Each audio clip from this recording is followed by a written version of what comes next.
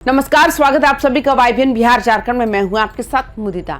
आज बिहार के सुपौल और सीमांचल इलाके में कैसी खबर आई जिसने बड़े बड़े रसूखदारों की नींद ही उड़ा दी। मंगलवार की सुबह जब लोग सोकर उठे भी नहीं थे तब आयकर विभाग की गाड़ियों का काफिला सुपौल की सड़कों पर दौड़ रहा था। निशाना था कोसी और सीमांचल के सबसे बड़े बिल्डर और शिक्षा माफिया कहे जाने वाले संजीव मिश्रा का साम्राज्य। पनोरमा ग्रुप के मालिक संजीव मिश्रा के ठिकानों पर आईटी की इस रेड ने पूरे बिहार में हड़कंप मचा दिया। आज हम इस वीडियो में खोलेंगे पनोरमा ग्रुप की वो फाइलें जो अब तक बंद थी। तारीख थी 10 फरवरी 2026, समय सुबह के करीब 6 बजे। सुपौल के छातापुर थाना क्षेत्र में सन्नाटा था, लेकिन अचानक कई लग्जरी गाड़ियां पनोरमा पब्लिक स्कूल के गेट पर आकर रुकी। किसी को कुछ समझ आता उससे पहले ही आयकर विभाग के अधिकारियों ने पूरे परिसर को छावनी में तब्दील कर दिया। छापेमारी इतनी गोपनीय थी कि स्थानीय पुलिस तक को इसकी भनक बाद में लगी। पनोरमा पब्लिक स्कूल का वो भव्य परिसर जहां हजारों बच्चों का भविष्य गढ़ा जाता है, आज वहां आयकर विभाग के अधिकारी दस्तावेजों के पहाड़ खंगाल रहे हैं। मीडिया को गेट से 500 मीटर दूर रखा गया, मोबाइल फोन जब्त कर लिए गए और स्कूल की स्टाफ से कड़ी पूछताछ की जा रही है। सूत्रों की माने तो टीम के पास ऐसा पुख्ता इनपुट्स थे जो संजीव मिश्रा के शिक्षा मंदिर में करोड़ों की वित्तीय हेरफेर का खेल चल रहा है। अब सवाल उठता है, आखिर संजीव मिश्रा कौन है और क्यों उन पर इतनी बड़ी कार्रवाई हुई। संजीव मिश्रा मूल रूप से सुपौल के छातापुर के रामपुर गांव के रहने वाले हैं, लेकिन आज उनका नाम किसी परिचय का मोहताज नहीं है। पिछले एक दशक में संजीव मिश्रा ने कोसी और सीमांचल की धरती पर अपना जो साम्राज्य खड़ा किया वो किसी फिल्म की कहानी जैसा है। पूर्णिया से शुरू हुआ पनोरमा ग्रुप का आज अररिया, किशनगंज, सहरसा, भागलपुर, मुजफ्फरपुर और यहां तक कि राजधानी पटना तक फैल चुका है। रियल एस्टेट यानी बिल्डर के तौर पर उन्होंने हजारों फ्लैट्स बनाए, आलीशान टाउनशिप बसाई, लेकिन उसका सबसे बड़ा दांव शिक्षा पर था। कोसी बेल्ट में उनके कई स्कूल और कॉलेज चलते हैं। जब कोई व्यक्ति इतनी तेजी से तरक्की करता है तो वो जांच एजेंसियों के रडार पर आ ही जाता है। संजीव मिश्रा के साम्राज्य को समझने के लिए आपको कोसी सीमांचल के रियल एस्टेट मॉडल को समझना होगा। आखिर कैसे एक व्यक्ति महज 10 से 12 सालों में सुपौल से लेकर पटना तक हजारों एकड़ जमीन का मालिक बन जाता है। जानकारों का कहना है कि संजीव मिश्रा ने लैंड एग्रीगेशन एक ऐसा तरीका अपनाया जिसमें छोटे किसानों से जमीनें ली गई और उन्हें आलीशान सपनों के साथ टाउनशिप में बदला गया। लेकिन आयकर विभाग की रडार पर जो सबसे बड़ी बात है वो है बेनामी निवेश।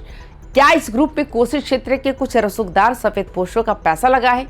रियल एस्टेट सेक्टर हमेशा से ब्लैक मनी को खपाने का सबसे आसान जरिया रहा है। आयकर विभाग की टीम इस कड़ी को जोड़ रही है। क्या पनोरमा ग्रुप के प्रोजेक्ट्स में लगा पैसा केवल बैंक का लोन है या फिर इसमें कैश का वो बड़ा हिस्सा शामिल है जिसका हिसाब सरकारी फाइलों में है ही नहीं? अगर ये जाल खुला तो बिहार के कई बड़े नामों के चेहरे बेनकाब हो सकते हैं। आयकर विभाग की कार्रवाई सिर्फ सुपौल तक सीमित नहीं है, पनोरमा ग्रुप का मुख्यालय पूर्णिया में भी है। चर्चा है कि पूर्णिया के ठिकानों पर भी एक साथ छापेमारी गई।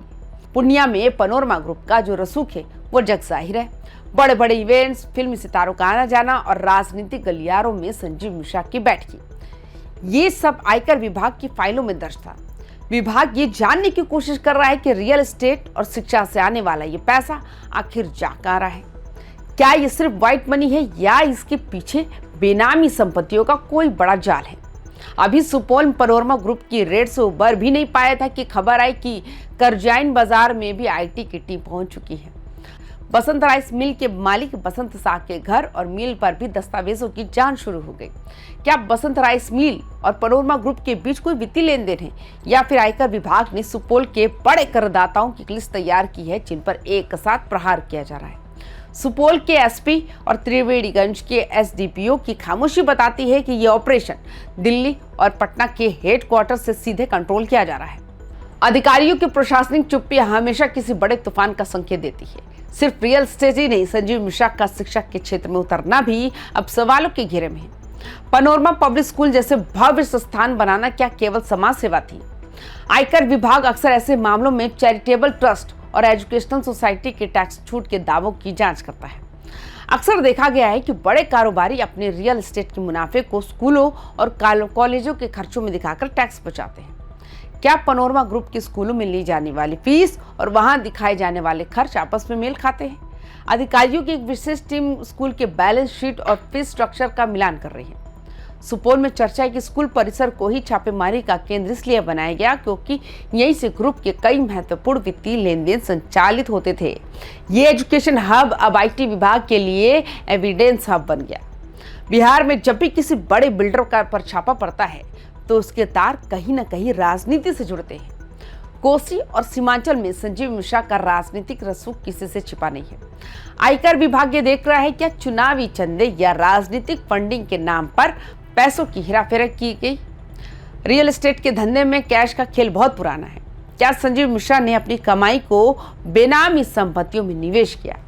सुपौल के रामपुर से निकला एक व्यक्ति अगर पटना तक अपनी धमक रखता है तो जाहिर है कि उसके पीछे कई बड़े चेहरों का हाथ होगा। क्या इस रेड के बाद कुछ और बड़े नाम सामने आएंगे। इस रेड की टाइमिंग को लेकर भी सुपौल की चाय की दुकानों से लेकर पटना के गलियारों तक खूब चर्चा है।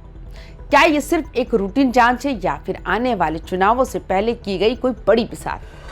संजीव मिश्रा की कोसी और सीमांचल की राजनीति में जो सक्रियता रही है उसने कई लोगों की भौहें तान दी है।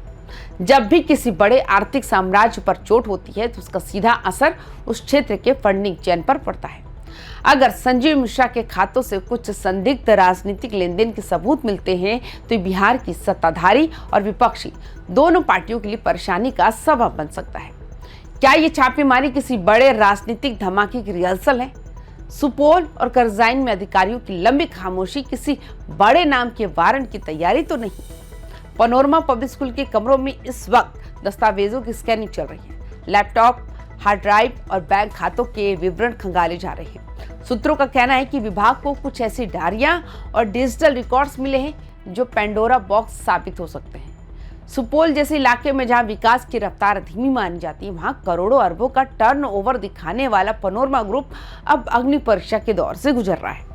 क्या संजीव मिश्रा इन आरोपों से साफ बच निकलेंगे या फिर ये छापेमारी उनके साम्राज्य की पतन की शुरुआत होगी। सूत्रों के हवाले से एक और बड़ी खबर आ रही है कि छापेमारी के दौरान टीम ने कई लैपटॉप्स और हार्ड ड्राइव्स को अपने कब्जे में लिया। बताया जा रहा है कि IT विभाग के साथ साइबर फॉरेंसिक एक्सपर्ट्स की भी एक छोटी सी टीम शामिल है। आखिर क्यों? क्योंकि इनपुट मिला था कि छापेमारी से ठीक पहले कुछ महत्वपूर्ण ईमेल और क्लाउड डेटा को डिलीट करने की कोशिश की गई। तो क्या संजीव मिश्रा के इस साम्राज्य में शेल कंपनियों का कोई बड़ा हाथ है। कागजों पर दिखने वाली कंपनियां क्या वास्तव में जमीन पर मौजूद है। सुपौल के छातापुर से शुरू हुई ये जांच अब दिल्ली और मुंबई के कॉर्पोरेट लिंक तक पहुंच सकती है। जैसे जैसे जांच आगे बढ़ रही है पनोरमा ग्रुप की परतें उधड़ रही है।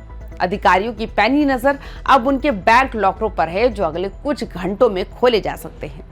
आयकर विभाग की छापेमारी अभी जारी है। संजीव मिश्रा के ठिकानों से क्या बरामद हुआ, कितनी की टैक्स चोरी पकड़ी गई, इसका आधिकारिक खुलासा अभी बाकी है। लेकिन इतना तय है कि सुपौल और पूर्णिया की इस कार्रवाई ने बिहार के तमाम बड़े कारोबारियों के बीच एक संदेश भेज दिया है कि कानून के हाथ लंबे हैं और हिसाब तो देना ही होगा। आप इस पूरी छापेमारी पर क्या सोचते हैं? क्या ये वाकई टैक्स चोरी का मामला है या इसके पीछे कोई और बड़ी कहानी है? अपनी राय कमेंट बॉक्स में जरूर दें। हम इस खबर के हर अपडेट पर नजर बनाए हुए हैं। तब तक के लिए रखिए अपना ख्याल। नमस्कार।